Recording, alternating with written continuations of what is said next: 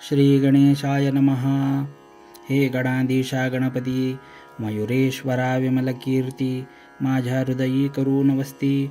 ग्रंथ कळसासनी हा, तू ज्ञानबुद्धीचा दाता, तू भक्त मनोरथ पुरविता. विघ्न नगाते संहारिता, तूच एक गणराया. तू साक्षात चिंतामणी, चिंतिलेले देशी जाणी. आपुल्या भक्तान लागुनी, ऐसे पुराणे म्हणतात.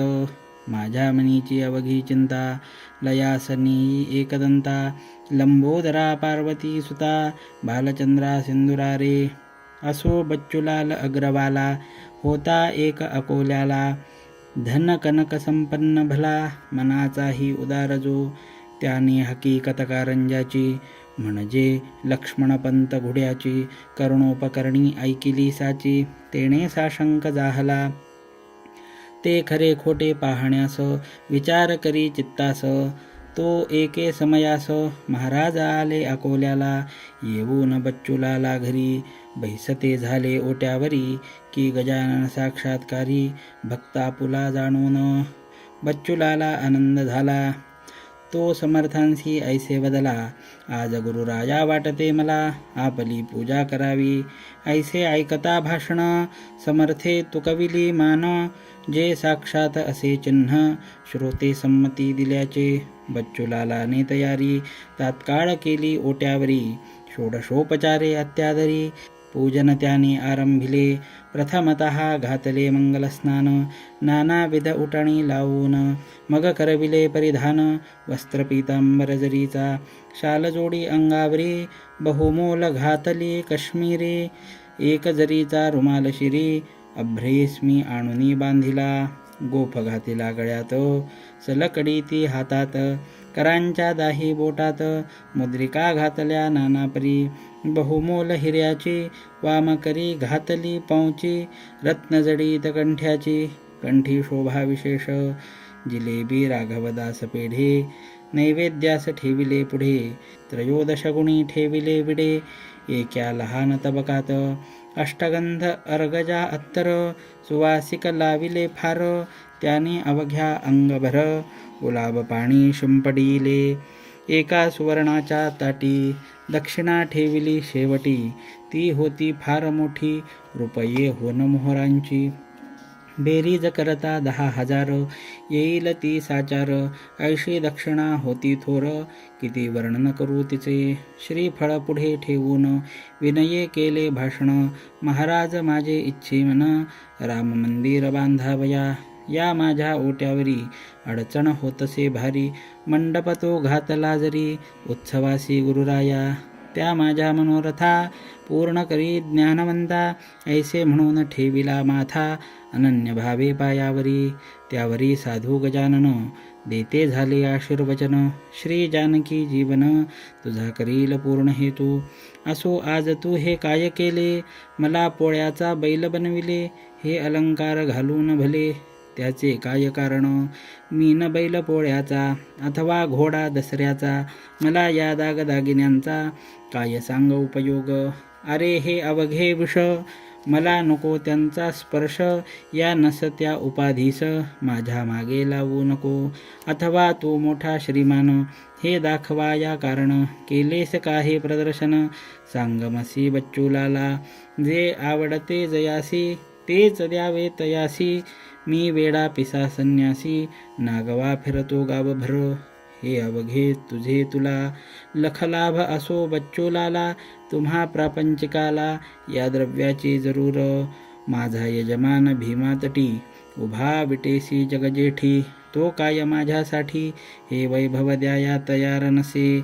ऐसे म्हणून काढिले, दागिने अंगावरचे भले. चोहो बाजूस फेकियले, वस्त्रांची ही ती चगती.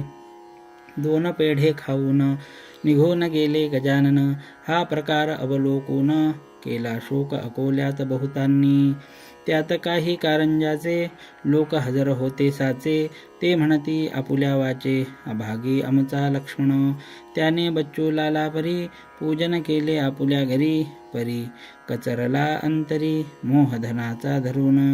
वरघडीचे भाषण, केले विनय दाखवून. ते का समर्थान कारण समजणे अशक्य आहे हो. जेबी पूजा दांभिकांची शब्दमयी असते साची, पूर्तता महावस्त्राची होते त्यांची अक्षतेनी. शर्कराखंड खाद्यानी ऐसे म्हणून या वदनी, कुचका दाणा आणोनी ठेवी पुढे भुजमुगाचा. अशा दांभिक पूजनाचे फलही त्याच स्वरूपाचे, वाटोळे लक्ष्मणाचे याच कृतीने झाले हो. हा बच्चूलाल धन्य धन्य, जैसे केले भाषण तैसेच ठेविले वर्तन, जवाहून न आगळे. आता याच्या वैभवाला ओहोट हा न शब्द उरला, संत कृपा झाली ज्याला तो सुखीच राहातसे. बच्चूलालांनी तपास केला अवघ्या अकोल्यास, परीन लागला थांगत्यास समर्थांचा कोठेही. असो एक पीतांबर नावाचा शिष्य शिंपी जातीचा, होता गजानन महाराजांचा शेगावी मठामध्ये. त्याने सेवा बहुत केली, तपश्चर्या फळा आली, एके दिनी ऐसी झाली गोष्ट ऐका मठात.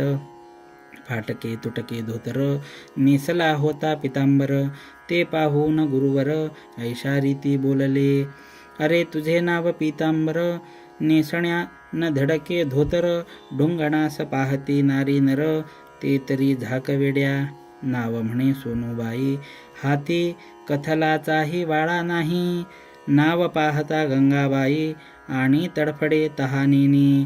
तशा तलाच प्रकार आहे तुझा साचार, हे फाटके धोतर पोतेऱ्याच्या उपयोगी, तेच नेसून बैससी ढुंगण जगाला दाविसी. हा घे दुपेटा देतो तुसी, नेसावया कारणी, तो न करिता आनमान, राहे बाळा नेसून, यासी नको सोडू जाण, कोणी काही केले तरी. पीतांबर दुपेटा नेसला, हे असह्य झाले इतराला, भाऊच घातकी भावाला, होतो स्वार्थ दृष्टीनी. तो वेडा वाकडा प्रकार, कशास बोलू साचार, गटाराचे उघडिता द्वार, घाण मात्र सुटते हो.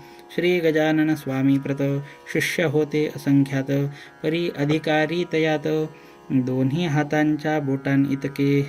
पहा श्रोते कांतारी, वृक्ष असती नानापरी, त्यातून क्वचित कोठेतरी, नजरे सपडती चंदन तरू. त्या परीच होते येथे त्यांच्या शिष्यमंडळी ते. काही शिष्य पीतांबरा ते टोचू लागले निरर्थक, हेच का तुझे शिष्यपण, वस्त्र करीसी परिधान, जे का समर्थान कारण, ल्यावयाच्या उपयोगी. तुझी भक्ती कळून आली, तू खुशाल चंद अससी मुळी, तू राहू नको ये स्थळी, अपमान करण्या सद्गुरूंचा. तै पीतांबर म्हणाला, मी न गुरुचा अपमान केला, उलट मान ठेविला, आज्ञा ऐकून तयांची. वस्त्र हे मज त्यांनी दिले, नेसावया सांगितले, तेच मी हो परिधान केले, ही का झाली अवज्ञा. ऐसी भवती न भवती झाली, शिष्यांत तेढ माजली, ती मिटवावया माव केली, ऐशा रीती गजाननी. पीतांबरास म्हणते गुरुवर, तू येथून जावे दूर, जाणते मूल झाल्यावर, आई त्याला दूर ठेवी. माझी कृपा आहे खरी, हे पीतांबरा तुझवरी, जा हिंडून भूमीवरी, पदनतासी तारावे, डोळ्यात आसवे आणून, करून या साष्टांग नमन, मागे पाहे फिरून, सोडून जाता मठासी. पीतांबर आला कोंडोलीसी, बसला वनात आंब्यापासी, चिंतन चालले मानसी, निजगुरुचे सर्वदा, तेथ होता रात्रभर, उदया येता दिनकर, जाऊन बसला झाडावर, मुंगळ्यांची या त्रासाने, अवघ्या आम्रवृक्षावरी, मुंग्या मुंगळे होते भारी, लहान थोर फांद्यांवरी, आला पीतांबर जाऊन, परी निर्भय ऐसे सापडेना, स्थान तयासी बसण्या जाणा. हेच कृत्य गुराख्यांना कौतुकास्पद वाटले. ते म्हणाले आपापसात, हा माकडा परी कारे फिरत, हा वृक्षावरी सत्य, हे काही कळेना. लहान सान फांदीला निर्भयपणे फिरून आला, परी नाही खाली पडला, हेच आहे आश्चर्य. दुसरा म्हणाला, यात काही आश्चर्य वाटण्याजोगे नाही. गजाननाच्या शिष्याठाई ऐसे सामर्थ्य असते रे. यावरून हा त्यांचा शिष्य असावा खचित असाचा. चला हा येथ आल्याचा वृत्तांत सांगू गावात. गोपमुखे वृत्त कळले, कोंडोलीचे लोक आले. आम्रवृक्षापाशी भले कोण आले ते पहावया. म्हणाले, पौरवासी नर, हा ढोंगे असावा साचार. बळेच करतो वेडेचार, गजाननाच्या शिष्यापरी. शिष्य गजानन महाराजांचा भास्कर पाटील होता साचा. झाला नुकताच अंत त्याचा, अडगा बनामे ग्रामात. समर्थांचे शिष्य येथे येतील कशास, बळे करण्या उपवास.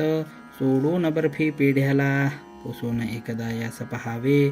तो काय म्हणतो ते ऐकावे, मग खरे खोटे ठरवावे. उगीच तर्क नाही बरा. एक मनुष्य पुढे झाला, पितांबरासी पुसू लागला. तू कोण, कोठील कशास आला, गुरु तुझा कोणासे. पितांबर बोले त्यावर, मी शेगावचा राहणार. मी शिंपी पितांबर, शिष्य गजानन स्वामींचा. त्यांची आज्ञा मज लागून, करण्या झाली पर्यटन. म्हणून येथे येऊन वृक्षापाशी बैसलो. तो आंब्याच्या मुळाशी, मुंगळे होते बहुवसी. म्हणून बैसलो फांदीसी, वृक्षावरी जाऊन. ऐसे ऐकतात भाषण, लोक कोपले दारुण. अरे मोठ्याचे नाव सांगून, चेष्टा ऐशा करू नको. काय म्हणे मी राजाची, राणी आवडते आहे साची. खळगी भरण्या पोटाची, आले मजुरी करावया. देशमुख त्या गावीचा, श्यामराव नामे साचा. तो बोलला ऐसी वाचा, अरे सोंगाड्या ऐक हे. स्वामी समर्थ गजानन, प्रत्यक्ष आहे भगवान. त्यांचे नाव सांगून, बट्टा त्यांना लावू नको. अरे वेड्या एका काळी, त्यांनी ऐशी कृती केली. ऋतू नसता आणवली फळे आम्र वृक्षाला. त्यांनी फळे आणविली, तू नसती पाणी आणवली. नाही तरी या स्थली, तुझी न धडगत लागेल. हा बळीराम पाटलाचा, वृक्ष वठलेला आंब्याचा. तो पर्णयुक्त करिसाचा, आमच्या देखत ये काळी. ऐसे नजरी करशील, तरी मार खाशील. खरा असल्यास होशील, वंद्य आम्हा करणी.